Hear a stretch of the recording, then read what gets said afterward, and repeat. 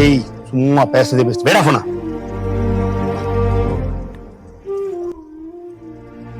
அண்ணா திட்டாதண்ணா, எனக்கு போறதுக்கு வேற எங்கேயும் இடம் இல்லைண்ணா. அம்மா இருந்திருந்தாங்கன்னா அம்மா மடியில படுத்து எல்லாத்தையும் சொல்லி அழுதுருப்பேன். ஒரு 2 நாள் மட்டும் எனக்கு டைம் கொடுண்ணா, நான் எப்படியாச்சும் அட்ஜஸ்ட் பண்ணி போயிடுறேன். இத்தனை நாள் அவன் என்ன மட்டும் தான் நான் கொடுமைப்படுத்தினான், அதனாலதான் இவ்வளவு நாள் நான் பொறுத்துக்கிட்டு இருந்தேன். ஆனா இப்போ உன்னைய அப்பாவை நம்ம குடும்பம் எல்லாத்தையுமே அவன் ரொம்ப அசிங்கப்படுத்துறானா. அதனாலதான் தாங்கிக்க முடியாம எதிர்த்து கேட்டேன். ரொம்ப அடிச்சிட்டானா. எனக்கு ஒரு 2 நாள் மட்டும் டைம் கொடுண்ணா, அப்பாகிட்ட மட்டும் இந்த விஷயம் சொல்லிடாதுண்ணா. சொன்னா கௌரவம் அது இதுன்னு சொல்லி என்னை திரும்ப அங்கதானே அமுச்சு விடுவாரு. ப்ளீஸ்ண்ணா. 2 நாள்ல இனிமே நீ அங்க போத்தால.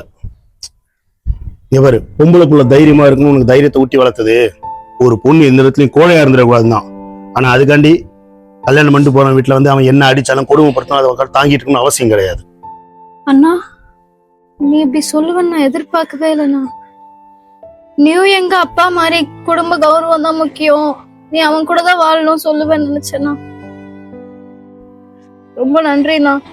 பொறுத்து போலாமா? பொறுத்து போறதுக்கும் பொறுமையா இருக்கிறதுக்கு ஒரு எல்லை உண்டு.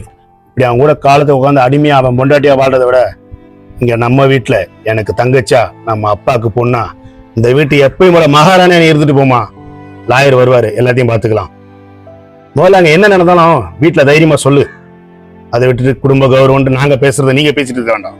அதே மாதிரி உனக்கு கொடுத்த பெண் சுதந்திரத்தை நீ எங்கேயும் இந்த ஃபேக் ஃபெமினிசம் பண்ற மாதிரி வேஸ்ட் பண்ணிருக்கோம் தான். போற இடத்துல அவன் என்ன சொன்னாலும் ஒரு புருஷன் வீட்டுல நம்ம வீட்டுல இந்த மாதிரி இருக்க முடியாது, கொஞ்சம் அடக்கொடுக்கமா இருமா, அனுசரிச்சு போமா அப்பாவும் சொன்னது நானும் சொன்னது.